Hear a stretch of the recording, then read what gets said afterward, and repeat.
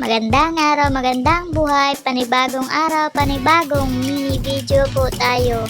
Opo, mag-upload na naman po ako ng mini video, pero itong video ito ay mga nakaraang araw pa po. Ako ay magluluto ng adobong baboy.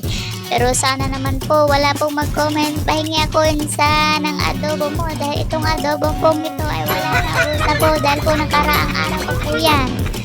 So, ayun nga guys, panoorin po ang aming mini video. Sana po hindi po kayo magsasawang panoorin ang aming mini video.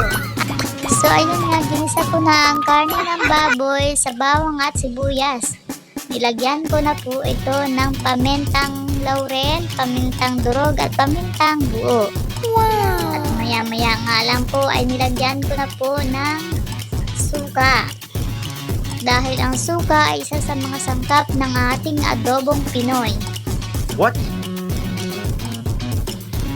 At pagkatapos kong ang lagyan ng suka, ay nahalo-halo ko lamang ito para naman pumantay ang asim niya sa laman ng baboy.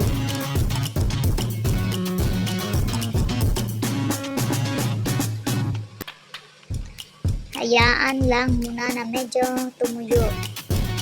At lagyan ng konting tubig para lumambot ang karne. So ayun nga, maya-maya nga lang ang ilagyan ko na ng toyo. Ayan na yung adobo nating baboy. Pinatuyo sa toyo.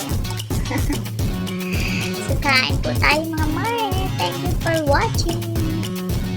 Bye-bye. God bless.